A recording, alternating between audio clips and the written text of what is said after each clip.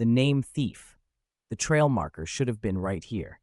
Thomas Wright stopped, checking his phone again, but the GPS signal had been dead for the past 20 minutes. The autumn sun was sinking faster than he'd anticipated, painting the forest in deep shadows that made every tree look identical to the last.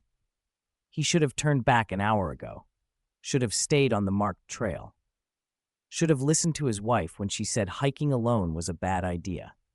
But Thomas had always been stubborn about doing things his own way.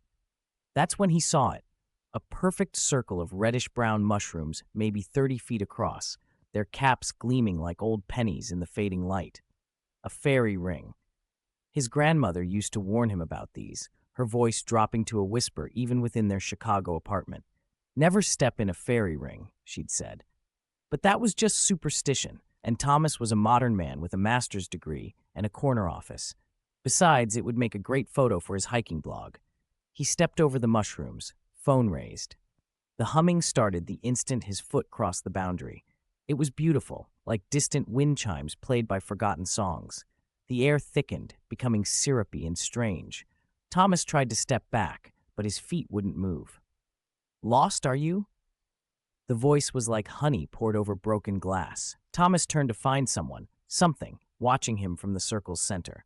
At first glance, it appeared to be a handsome young man in antiquated clothes, but the fingers were too long, joints bending in impossible ways. When it smiled, the teeth were needle-sharp and too numerous. I can help you find your way back," it said, head tilting at an unnatural angle.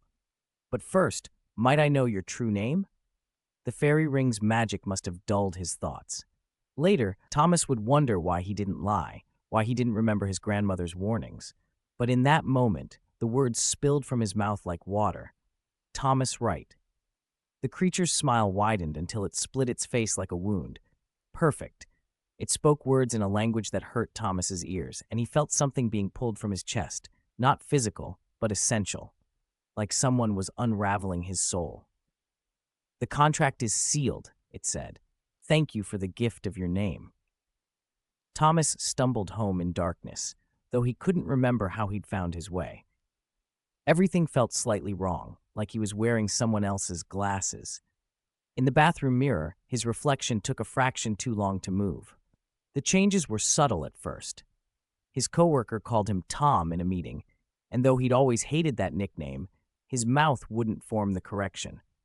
His signature looked different on documents, but nobody seemed to notice. His wife Sarah said he seemed different, but couldn't explain how. Then came the texts from unknown numbers. "I'm enjoying your life." Photos on his phone began to blur, his image becoming indistinct. His fingerprints stopped unlocking his devices. Credit cards declined. Passwords he'd used for years came up invalid. One morning, Sarah kissed a man goodbye who wore Thomas's clothes and had Thomas's face, but it wasn't him. Thomas stood in the same room, screaming, but she looked right through him. The other Thomas, the thing from the fairy ring, caught his eye and winked, needle teeth gleaming behind human lips. Desperate, Thomas returned to the woods. The fairy ring was larger now, and the creature waited within, wearing his original face like a mask. "You broke 2 ancient laws," it said in his voice. "Stepped in my circle, gave me your name. Did your grandmother never warn you?" "Give it back," Thomas begged. "Please." "But I'm Thomas Wright now. See?" It held up his driver's license, his passport, his business cards. "You're just Tom. Actually," it tilted its head that wrong way again. "I don't know what you are anymore."